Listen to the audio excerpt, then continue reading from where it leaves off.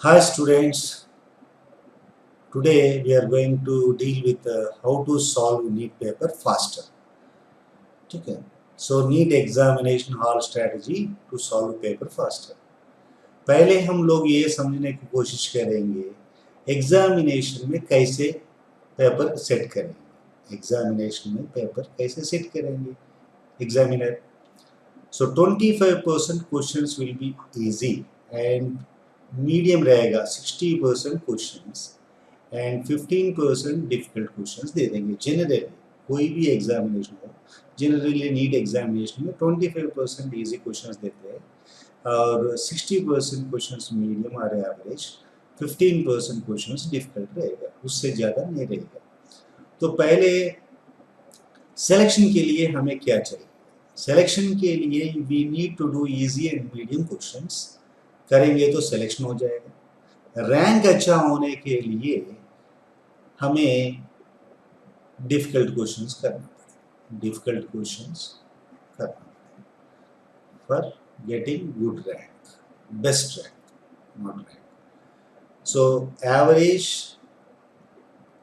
And easy questions करेंगे तो selection हो जाएगा मतलब you will get the seat in MBBS so पहले selection is the most important then only improving the rank so इसके लिए एग्जामिनेशन में कैसे अप्रोच करना है एग्जामिनेशन पेपर कैसे सॉल्व करना है one method is direct approach linear approach this is known as means you are going to solve 1 to 180 questions sequentially you are going to solve sequentially that's all और second method is इस method में क्या problem है अगर तुम्हारा last section में जो भी लास्ट में हो जाएंगे अगर 180 मिनट्स में अगर 160 क्वेश्चन ही कर पाया तो 160 हो जाएंगे 20 क्वेश्चन नहीं देख पाएंगे उसमें जो इजी क्वेश्चन है वो नहीं कर पाया so you are not able to solve the easy questions in the examination paper so that is the problem with the this method linear approach second method क्या है division of time between different section जैसा मान लीजिए अगर paper पूरा 5 minute में scan कर लिया है सो PCB रहेगा जैसा सपोज बच्चों को ये लगा है केमिस्ट्री इजी है देन बायोलॉजी है then physics you can solve first chemistry section then biology section then physics section इसमें भी क्या प्रॉब्लम है इस मेथड में भी क्या प्रॉब्लम है लास्ट सेक्शन जो फिजिक्स है जैसा अगर आपको ये इजी लगा बोल के मेरे को लगा है तो फिजिक्स में लास्ट में इजी क्वेश्चंस जो भी मालूम है आपको वो नहीं कर पाए so the same disadvantage in the first and second section में लास्ट सेक्शन मिस होने का चांस है तो इसलिए हमें क्या करना है नेक्स्ट मेथड क्या है जय सूर्या अप्रोच या सचिन अप्रोच या सहवाग अप्रोच या श्रीकांत अप्रोच जो कोई भी क्रिकेट के बारे में अगर आप लोग जानते हैं if you know cricket if you know cricket then what is the cricket अगर जानते हैं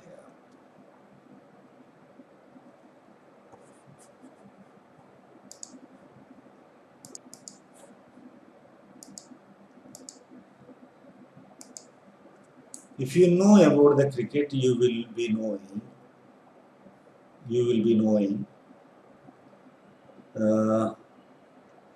वनडे में कैसे होगा क्रिकेट में 50 ओवर्स होगा सो पहले 15 ओवर्स स्ट्रैटेजी एक स्ट्रैटेजी है 15 ओवर्स स्लो खेलो विकेट्स बचा लास्ट 15 ओवर्स में मारो दिस इज द वे लेकिन सचिन या श्रीकांत बोल के अपना इंडियन क्रिकेटर भी था जयसूर्या श्रीलंका क्रिकेटर था सचिन अपना क्रिकेटर ही है सहवाग भी अपना क्रिकेटर है तो ये लोग क्या करते थे पहला 15 ओवर्स में ऑफेंसिव खेलते थे मतलब मारो जितना मार सकते हो उतना मार उससे क्या होता है सामने वाला डिफेंस में लग जाता है तो the same strategy we have to use here means first 15% of the total time you scan through the paper and easy questions को डायरेक्टली जो आता है उसको सॉल्व करो सो इसमें क्या एडवांटेज है डायरेक्ट क्वेश्चंस कर दो सॉल्व इमीडिएटली जो भी डायरेक्ट क्वेश्चंस इजी क्वेश्चंस देख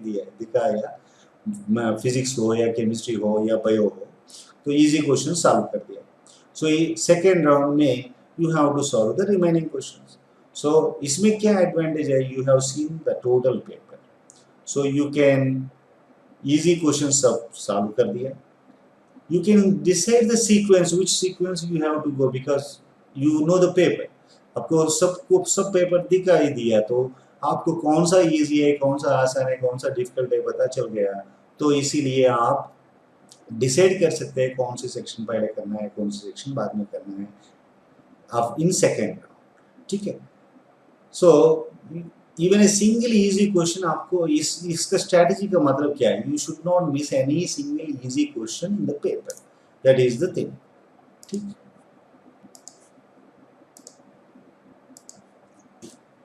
now let us check this one.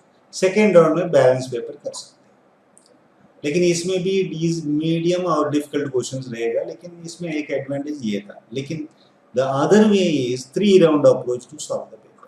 3-round. See, this is the based on the examination pattern or examination paper setting methodology. So 15% of time you are going to use for easy questions, 70% for average or medium questions, and the 15% time for difficult questions. Okay. So in the first round you finished easy questions. First round easy questions कर दिया, direct question solve कर दिया 15% of the time में. Second round में आप क्या करो, 180 questions हो गए, सो 180 से पीछे रिवर्स ऑर्डर में यू सॉल्व मीडियम क्वेश्चंस. ठीक है. फर्स्ट एंड सेकेंड राउंड में ये दोनों हो गया. ठीक है. नाउ थर्ड राउंड बचा है. थर्ड राउंड में क्या करना है, कैसे करना है आप देख लो. You can solve difficult questions only. Yeah, otherwise, or you can select जो easy और medium questions को छोड़ा है left, उसको भी solve कर सकते हैं. Then your selection perfect हो जाएगा. Selection के लिए definitely 85% is more than enough for the selection. ठीक है. So ये तीनों strategy में कौन सा strategy use करना है? ठीक है. You have to practice so many model papers. ठीक है. प्रैक्टिस करके ये तीनों में कोई भी एक मेथड अडॉप्ट कर लो. whichever is the best suitable for you, you can select it. But you can practice the 3 methods and you select one of them. Then in this also, the sequence of the subjects also you can decide after practicing so many papers. Time to be allotted to be different sections. Suppose मान लो GA का bio को 45 minutes में कर सकते हो, या 50 minutes कर सकते हो, या 60 मिनट्स कर सकते हो. It depends. So you have to allot the time for each paper. PCB का जो भी है उसका you can allot the time. Then try to remove the silly mistakes you will be doing sometimes. Question solve किया सही से लेकिन mark किया गलत, वो वैसा सिली मिस्टेक, या ऑप्शंस पूरा ना देख के गलत ऑप्शन लगा दिया, ऐसा एग्जाम्पल के लिए मैंने बताया. ठीक है. Then marking of the question paper.